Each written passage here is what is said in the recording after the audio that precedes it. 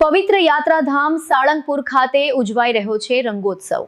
હનુમાનજી મંદિરમાં આનંદનો માહોલ જોવા મળ્યો છે। આનંદના માહોલ સાથે સૌ હરિભક્તો અને સંતો દ્વારા રંગોત્સવ અબિલ ગુલાલ દ્વારા ઉજવાઈ રહ્યો છે। आज आप साळंगपुर खाते पहुंचे तो भव्य उजवणी કરવામાં આવી રહી છે, શું કહેશો? श्रद्धा का एक ही नाम साळंगपुर धाम।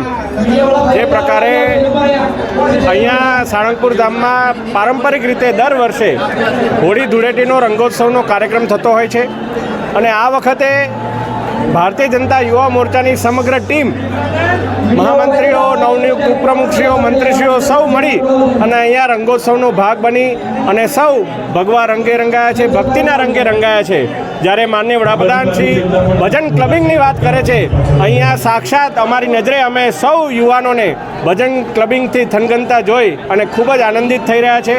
ખૂબ આ સરસ આયોજન બદલ કષ્ટભંજન દેવ મંદિરને હું ખૂબ ખૂબ આભાર માનું છું અને શુભેચ્છાઓ વ્યક્ત કરું છું ને આપના માધ્યમથી ગુજરાતના તમામ ભક્તજનોને, ગુજરાતના નાગરિકોને આ હોળી ધૂળેટી પર્વની હાર્દિક શુભકામનાઓ પાઠવું છું। ગુજરાતમાં ભવ્ય કાર્યક્રમ પ્રથમ વર્ષે થવા જઈ રહ્યો છે, સાળંગપુરમાં થતો હોય છે, એ પણ ઘટનાની સાથે શું કહેશો?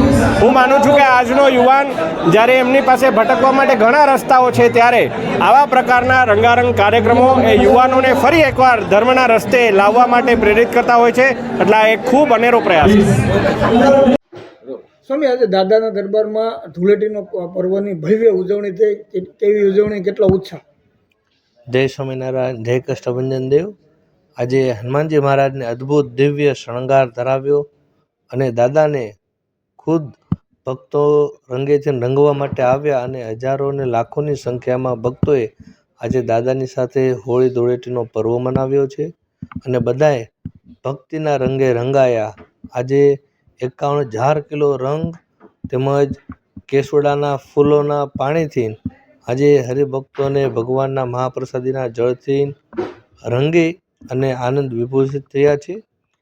આજે લાખો શ્રદ્ધાળુઓ અહીંયા ખૂબ આસ્થા અને શ્રદ્ધાની સાથે દાદાની સાથે રંગે રમવા અને હોળી રમવા માટે આવતા હોય છે।